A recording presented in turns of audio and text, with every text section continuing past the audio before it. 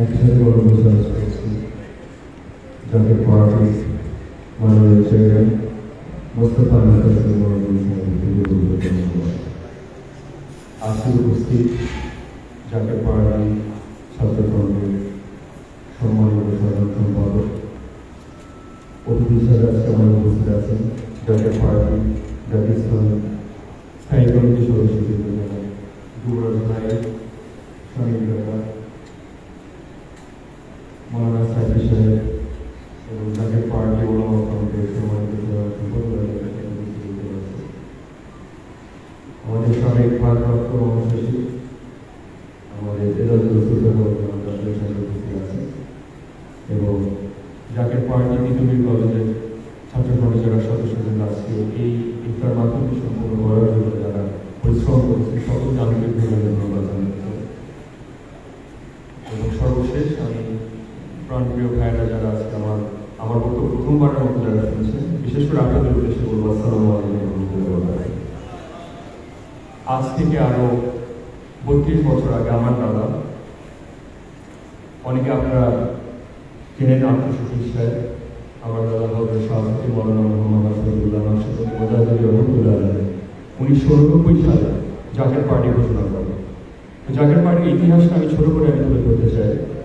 আজ থেকে আরো 500 বছর আগে মুজাদ্দেদ আল ফেসানি শাহ আহমেদ সেহেন শরীফ থেকে মোগল সম্রাট আকবরের বিরুদ্ধে রুখে দাঁড়ায় সত্য ইসলামকে প্রতিষ্ঠিত করার জন্য। আজ থেকে আরো আমার দাদার আব্বার তার 7 পুরুষ পিছনে গেলে 1207 সালে আমার বড় দাদার জন্ম হয় শেরপুর নামে একটি জেলাতে, পাকুড়া নামে একটি গ্রামে। হযরত শের আলী গাজী রহমতুল্লাহ যে বাংলাদেশের প্রথম ইসলাম প্রচার করে, তার পরবর্তীতে আপনারা অবগত আছেন হযরত শাহজালাল রহমতুল্লাহ, হযরত শাহপরান রহমতুল্লাহ, তার পরবর্তীতে মুজাদ্দেদ আল ফেসানি শাহ আহমেদ সেহেনী রহমতুল্লাহ। এর পরবর্তীতে আমার দাদা যুগে আমার দাদা পীর সাহেব যিনি ছিলেন খাজা এনায়তপুর বা দরবার শরীফ থেকে ইসলাম প্রচার করে। তো মূলত একটা কথা আমার দাদা আমাকে সবসময় বলতো যে বাবা, আমি কোনোদিন পীরগিরি করতে আসিনি, এমনকি আমার পীর শব্দটা আমার দাদা কোনোদিন পছন্দ করবে না, বলে শুধু আমাকে এভাবে মনে রাখবে যে আমি ইসলামের একজন খাদেম, ইসলামকে প্রচার করার জন্য আমি সাধারণ একজন কর্মী। এই ছিল ওনার পরিচয়।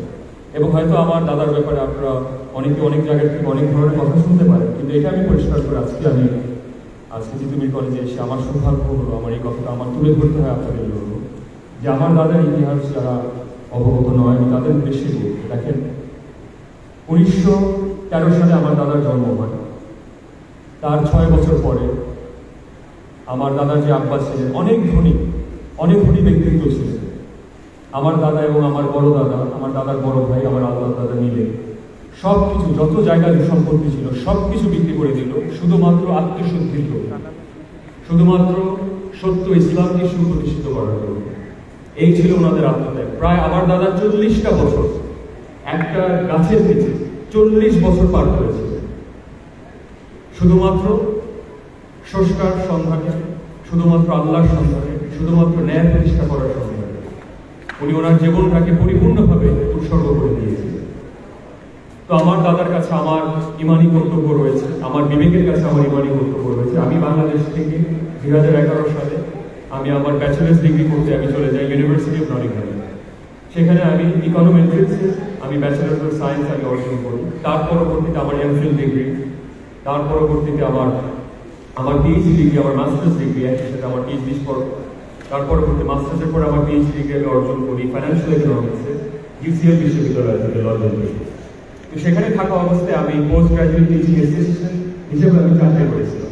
আমি দিনে প্রায় 6 ঘন্টা কাজ করতাম যে শিক্ষকতা করার জন্য এবং রিসার্চিং ক্যাপাসিটি কি করে আরো বৃদ্ধি করা যায়। তো বাংলাদেশে বর্তমানে আমি ক্ষুদ্র পরিসরের মানুষ, কারো কোনো কথায় যদি আমার ব্যক্তিগতভাবে কেউ যদি কোনো আমার কথায় আঘাতপ্রাপ্ত হয়ে যায়, আমি আগের থেকে আমি ক্ষমা চেয়ে এসেছি। আমি একদম ক্ষুদ্র পরিসরের মানুষ। আমরা বাংলাদেশের মানুষের কল্যাণে নিয়ে যেতে থাকতে চাই, তার জন্য আমরা বাংলাদেশে এসেছি। তৃণমূল পর্যায়ের মানুষের জন্য আমরা কাজ করতে চাই। এটাই আমাদের আদর্শ, এটাই আমাদের রাজনীতি, এটাই আমাদের নীতি। তো আপনি যেই দলই করেন, বিএনপি করেন, আওয়ামী লীগ করেন, জাতীয় পার্টি করেন, সবাইকে আমি সাধুবাদ জানাই। এমনকি অন্যান্য রাজনৈতিক দলের যারা সদস্যবৃন্দ আমার বক্তব্য শুনছেন, ভবিষ্যতে হয়তো এই সম্প্রচার করা হওয়ার পর যদি আমার বক্তব্য শুনে আমি একটাই কথা বলব, যে নীতি এবং আদর্শ নিয়ে জাতীয় পার্টি গঠিত করা হয়েছে, সেই আদর্শের ভিত্তিতে আমরা সম্মান করতে শিখাই, আমরা সম্মান করতে আমরা জানি। যেই মতাদর্শের মানুষের হোক, আমার সব থেকে তীব্র সমালোচককেও আমার অসম্মান করার আমার কোনো অধিকার নেই। সেটা আমার নানার শিক্ষা, সেটা এই জাতীয় পার্টির শিক্ষা। বাংলাদেশ আজকে একটি খুবই গুরুত্বপূর্ণ একটি সময় দিয়ে এই সময়টা আমাদের পার করছে। আমি বিগত দিনে নরসদ বিশ্ববিদ্যালয়ের আমি সহকারী অধ্যাপক হিসেবে, অর্থনীতি বিভাগের সহকারী অধ্যাপক হিসেবে আমি ব্যক্তিগতভাবে আমি কাজ করে যাচ্ছি। মূলত একটি কারণে যে আমি আমার পেশার কাছে, যেটা আমার খুব প্রিয় একটি পেশা, শিক্ষাগত ওটা, তার সাথে যাতে আমি সম্পৃক্ততা আমি সারা জীবন রাখতে পারি। এবং আগামী দিনে আমি এটাও বলেছিলাম যে রিসার্চিং ফেসিলিটি যেভাবে তিতুমির কলেজ এত বৃহৎ বিশ্ববিদ্যালয় এখানে রয়েছে এবং অন্যান্য বেসরকারি বিশ্ববিদ্যালয়, সরকারি বিশ্ববিদ্যালয়গুলো, আমি এটা জোরদার করে আবার বলছি, সাংবাদিক ভাইয়েরা যারা আজকে উপস্থিত আছেন আমার সালাম গ্রহণ করবেন। আমি এই কথাটা আমি বারবার বলছি যে যতদিন পর্যন্ত আমরা রিসার্চ ভিত্তিক প্রতিষ্ঠান আমরা না গড়ে তুলব, ততদিন পর্যন্ত আমরা বাংলাদেশকে আন্তর্জাতিক পর্যায়ে মানে আমরা কোনোদিন পৌঁছে দিতে পারবো না। এবং এখানে সমালোচনার জন্য আমি বলছি না, এটা সমালোচনা করার জন্য আমি বলছি। কিন্তু দেখেন বাংলাদেশের অর্থনীতি আজকে 400 বিলিয়ন মার্কিন ডলারের একটি অর্থনীতি আছে।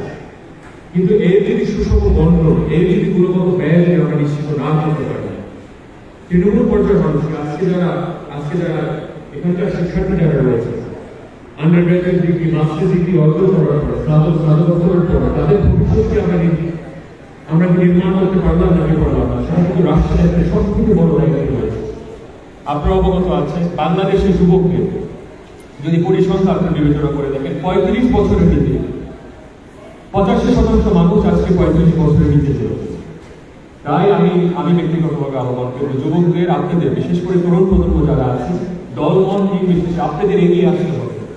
সত্যিকার অর্থে যদি একটা সোনার বাংলাদেশ আমরা গড়ে তুলতে চাই, দলমত নির্বিশেষে সকলে একের সাথে একের অপরের হাতের সাথে হাত মিলিয়ে আমরা একটা উন্নত সমৃদ্ধ দেশ আমরা সকলে মিলে আমরা গড়ে তুলতে পারি। বর্তমান বাজেটে আপনারা অবগত আছেন যে আমাদের 60 বিলিয়ন মার্কিন ডলারের একটি বাজেট রয়েছে, প্রায় 6 লক্ষ কোটি টাকার একটা বাজেট রয়েছে। একজন অর্থনীতিবিদ হিসাবে আমার এটা উল্লেখ করতে হয় যে দেখেন, বাংলাদেশে 64 জেলা রয়েছে, 8টি বিভাগ রয়েছে, 4500 শহরের ইউনিয়ন রয়েছে, 493 উপজেলা রয়েছে, 632টি থানা রয়েছে, 49,500টি ওয়ার্ড রয়েছে, 86,000 গ্রাম রয়েছে। এই ছোট্ট একটি আয়তনের দেশের ভিতরে প্রায় 18 কোটি মানুষ আজকে এখানে বসবাস করছে এবং সকলের অর্থনৈতিক মুক্তি কি করে আমরা এখন নিশ্চিত করতে পারি, বিশেষ করে যুবক যারা আগামী দিনের ভবিষ্যতের প্রজন্ম, আমি কোনোদিন বলবো না, আজকে বর্তমানে প্রজন্ম, আমি তাদেরকে বলছি আপনাদের নেতৃত্বের পরদর্জায় আপনাদের এগিয়ে আসতে হবে। এবং সেই প্রেক্ষিতে আমার আরেকটা কথা আমার না বললেই নয়, সারা বাংলাদেশের টেকনাফ থেকে বেতুলিয়া, রূপসা থেকে পাকুড়িয়া, আমরা বর্তমানে আমাদের জাতীয় পার্টি ছাত্র ফ্রন্টের মাধ্যমে আমাদের সারা বাংলাদেশে প্রায় 20,000 কর্মী রয়েছে। সারা বাংলাদেশে ফরিদপুর জেলা থেকে বিশ্বব্যাপী আমার বাংলা জাতীয় পার্টিকে প্রতিষ্ঠা করে। আপনার অবগত আছে যে আমাদের নির্বাচনী এলাকা সদরপুর, ভাঙ্গা, চরভদ্রেশ্বর হলেও আমাদের মনে রাখতে হবে সকলের দায় দায়িত্ব। আমি আবার বলছি, আমি পরিষ্কার করে বলি, আমি ক্ষুদ্র পরিসরের মানুষ, আমি উপজেলা পরিষদ চেয়ারম্যান নয়, আমি জেলা পরিষদের চেয়ারম্যান নয়, এমনকি আমি নির্বাচিত সংসদের সদস্য। আমাকে নির্বাচিত করা হয় জুলাই 26 তারিখে 2018 সালে জাতীয় পার্টির ভাইস চেয়ারম্যান পদে আমাকে নির্বাচিত করা হয়। আমার দায়িত্ব রয়েছে আমার পার্টি সারা বাংলাদেশে আমাদের 12 লক্ষ মেম্বার বেস রয়েছে, সদস্যবৃন্দ রয়েছে, আমাদের 2 লক্ষ কর্মী আছে সারা বাংলাদেশে। তো প্রথমত আমি একটা উদ্যোগ নিয়েছি, এই পার্টিতে আমরা প্রতিজ্ঞা করেছি আল্লাহ দরবারের কাছে যে এই পার্টিতে কেউ ইনশাআল্লাহ আগামী দিনে দারিদ্রতার অভিশাপ কেউ ইনশাআল্লাহ এই পার্টি থেকে কোনোদিন উঠবে না। তরুণ প্রজন্মে যারা ছাত্র ফ্রন্টে যারা বর্তমানে রয়েছে, আগামী দিনে যারা জাতীয় পার্টি ছাত্র ফ্রন্টে যোগদান করবে, একটাই কথা আমরা বলছি যে আমাদের নীতি আদর্শ কোন সময় আমরা জলাঞ্জলি দিয়ে আমরা আমাদের রাজনীতি করতে পারি। নীতির জায়গায় অন্তর থাকতে হবে, আদর্শের জায়গায় আমাদের অন্তর থাকতে হবে এবং মানব কল্যাণে কি করে আমরা নিজেদেরকে আমরা নিয়োজিত করতে পারি সেই দিক আমাদের অন্তর থাকতে হবে। জাতীয় পার্টি ছাত্র ফ্রন্টে যারা আজকে যারা সদস্য তিতুমির কলেজ যারা আজকে অবস্থানরত আছে, আমি আপনাদের কাছে আমি আহ্বান জানাবো, জাতীয় পার্টি দেওয়া আপনার প্রতিটা শিক্ষার্থীর হাতে আপনারা তুলে দেবেন। কেউ যদি আজকে মুখ ঘুরিয়ে ফেলে, আলহামদুলিল্লাহ, কিন্তু মূলত কথা হচ্ছে আমার আদর্শের দাওয়াত প্রতিটা ঘরে ঘরে, প্রতিটি বাংলার প্রতিটি ঘরে আমাদের পৌঁছে দিতে হবে। সেটা হচ্ছে না কে আসলো আর কে আসলো সেটা বিষয় না, কিন্তু মূল কথা হচ্ছে জাকের পার্টি কি করতে চায়, জাকের পার্টি কি, জাকের পার্টির মূল ধারা এইবার যে অবস্থানরত আছে আগামী 5 বছরে জাকের পার্টি করতে যাবে সেটা আমাদের আদর্শ। এবং আমি বিনয়ের সাথেই বলবো, আজকে আমরা সারা বাংলাদেশে যেইভাবে আমরা কাজ করে যাচ্ছি, বর্তমান সরকারি দল বঙ্গবন্ধু কন্যা মাননীয় প্রধানমন্ত্রী শেখ হাসিনা যারা নেতৃত্বে বাংলাদেশ আওয়ামী লীগের সাথে বলেন, বর্তমানে বিরোধী দল রয়েছে জাতীয় পার্টি, প্রত্যেকটা দলের প্রতি আমরা সর্বোচ্চ সম্মান রেখে আমরা আমাদের রাজনীতি করি এবং ভবিষ্যতে আমরা আমাদের রাজনীতি আমরা করে যাব। কিন্তু এটাও বলে যে বাংলার জনসাধারণের জন্য আমার দাদা সবসময় বলতেন যে বাবা এই পার্টি মুমিন মুসলমানের পার্টি, এই পার্টি ফকিরদের পার্টি, এই পার্টি যারা লাঞ্ছিত বঞ্চিত অপমানিত নিপীড়িত মানুষদের জন্য পার্টি। সবার আগে আমাদের দায়িত্ব রয়েছে তৃণমূল পর্যায়ের মানুষ যারা এই সমাজের ভুক্তভোগী, এই সমাজ থেকে যারা বিচ্ছিন্ন, তাদের পাশে সবার আগে আমাদের দাঁড়াতে হবে।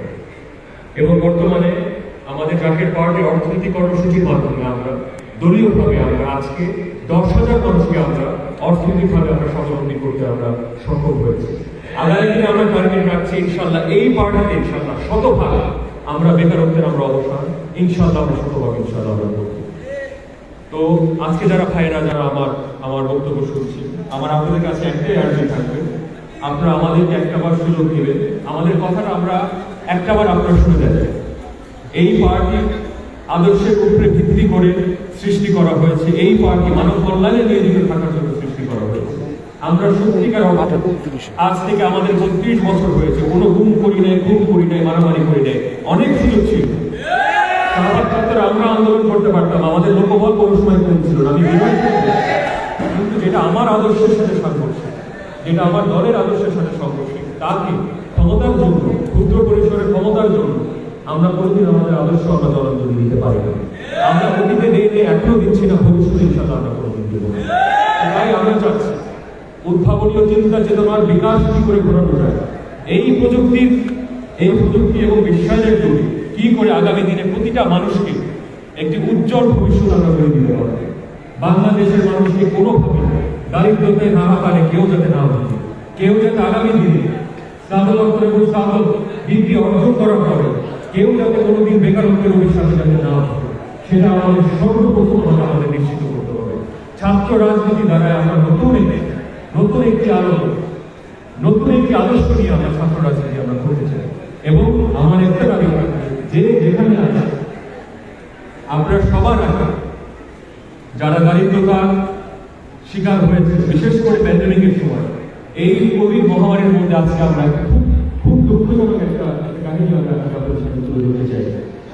যা আজ থেকে আরো প্রায় 12টি মাস আগে আমার এখনো স্পষ্ট মনে পড়ে কত যে মোবাইল নাম্বার থেকে আমাদের ফোন এসেছিল, কত কষ্টে মানুষ সময়টা পার করেছে। এবং দুঃখজনক বিষয়টি একটা, আজকে বাংলাদেশে 18 কোটি মানুষ, কিন্তু তখন কোভিডের সময় আমাদের প্রায় 40% মানুষ, অর্থাৎ প্রায় 9 কোটি মানুষ দারিদ্রতার সীমার নিচে চলে গিয়েছে।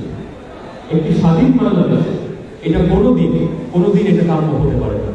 তো আমি আপনাদের কাছে বিনয়ের সাথে বলবো, আমাদের পর্যাপ্ত আমাদের তহবিলে, সরকারি তহবিলে পর্যাপ্ত অর্থ রয়েছে বাংলাদেশ থেকে চিরকালের জন্য দারিদ্রতাকে চিরবিদায় দেওয়ার জন্য। খালি যদি আমরা সুষম বন্ধ এবং গুণগত ব্যয় যদি আমরা নিশ্চিত করতে পারি, প্রতিটা জেলাতে 6 লক্ষ কোটি টাকা দিয়ে আপনি দিয়ে ভাগ করেন, প্রতিটা জেলা প্রায় 10,000 কোটি টাকা পায়। 10,000 কোটি টাকা দিয়ে যদি একটা জেলাতে যদি সুষম বর্তন গুণগত ব্যয় নিশ্চিত করা হতো, এই জেলাটা দারিদ্রতা তো দূরের কথা, প্রতিটা মানুষকে উন্নত জীবন দেওয়া সম্ভব। কিন্তু আপনাদের এগিয়ে আসতে হবে।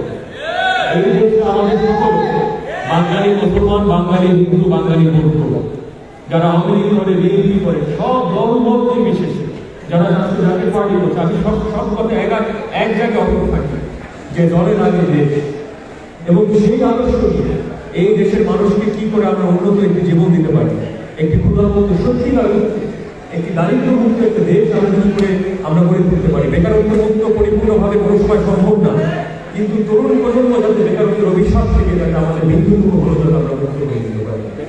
আমি আপনাদের এবং আপনাদের পরিবারের দীর্ঘ হায়াত কামনা করে, সকলের মঙ্গল কামনা করে, আগামী দিনে যে যেখানে আছে আমি সকলকে অনুরোধ করব শিক্ষাগত যোগ্যতা আমাদের সকলের অর্জন করতে হবে। আমাদের রিসার্চিং ফ্যাসিলিটিগুলো আমাদের সারা বাংলাদেশে প্রতিটি বিশ্ববিদ্যালয়গুলো, বেসরকারি বলেন সরকারি বলেন, প্রত্যেকটা বিশ্ববিদ্যালয়কে আরো উচ্চ অবস্থায় আমাদের নিয়ে যেতে হবে, যাতে আন্তর্জাতিক মানের বিশ্ববিদ্যালয়গুলোর সাথে যাতে আমরা টাক্কে মিলিয়ে যেতে আমরা আগামী দিনে যাতে আমরা এগিয়ে যেতে পারি। এবং একটা কথা দিয়ে আমি বলি, বর্তমান যে প্রযুক্তির যুগ, বর্তমানে যে বিশ্বায়নের যুগ, বর্তমানে মেটাভার্স টেকনোলজি আছে, বর্তমানে ডিজিটাল অ্যাসেট বিনিয়োগ করতে হয়, বর্তমানে আন্তর্জাতিক একটা বাজার আমাদের জন্য উন্মুক্ত হয়ে গিয়েছে। কি করে আমাদের ছাত্রদের আগামী দিনে বৈশ্বিক বাজারের সাথে আমরা সম্পূর্ণভাবে একত্রীভূত করে দিতে পারি, সেটা থাকবে এই সরকারের সব থেকে বড় চ্যালেঞ্জ আমাদের দৃষ্টিভঙ্গিতে। এবং আমি বিনয়ের সাথে বলবো, যারা আজকে যারা আমার কথা প্রথমবারের মতো শুনছে, আমি আবার বলছি, যদি কারো মনে যদি কোনো সময় আঘাত দিয়ে থাকি, কেউ যদি কোনো ধরনের ভুল পাপ কেউ করে থাকে, সবার পক্ষ থেকে আমি ক্ষমা চেয়ে নিচ্ছি। আমরা সত্যিকার অর্থে একটি বাংলাদেশ করতে চাই, যেই বাংলাদেশ হবে সবার জন্য, প্রত্যেকটা মানুষের জন্য, গরিব দুঃখী মেহনত মানুষগুলোকে আমরা যাতে কোনোদিন অবহেলা দিতে আমরা না করি, সেই দিকে আমাদের সর্বজ্ঞান আমাদের সেখানে আমাদের রাখতে হবে। আপনারা দোয়া করবেন, আপনারা ভালো থাকবেন, আপনারা সুস্থ থাকবেন ইনশাআল্লাহ। আজকে আমার দ্বিতীয়বারের মতো আসার আমার সৌভাগ্য, দ্বিতীয়বারের মতো আসার আমার সৌভাগ্য ইনশাআল্লাহ। আগামী বছর অবশ্যই আপনাদের সাথে আমার দেখা হবে। আমাদের জাতীয় পার্টি কেন্দ্রীয় কার্যালয়ে বননীতে আছে, আপনাদের সকলের কাছে আমার দাওয়াত রইল, আপনারা আসবেন, আপনার জাতীয় পার্টি গঠনতন্ত্র করে দেখেন, আপনার জাতীয় পার্টি ইশতেহার করে দেখেন। ইনশাআল্লাহ আমার দরজা আপনাদের জন্য চিরকালের জন্য, যতদিন বাংলাদেশে আছে ইনশাআল্লাহ জীবন বাজি রেখে হলো আপনাদের পাশে দাঁড়ানো। আপনারা সুস্থ থাকবেন। ওয়াকিল রহমান আমাদের বন্ধুদের রবিল আলমিন। আসসালামু আলাইকুম ওয়া রাহমাতুল্লাহি ওয়া বারাকাতুহু। আসসালামু আলাইকুম। ধন্যবাদ। আজকের অনুষ্ঠানে সম্মানিত প্রধান অত্যন্ত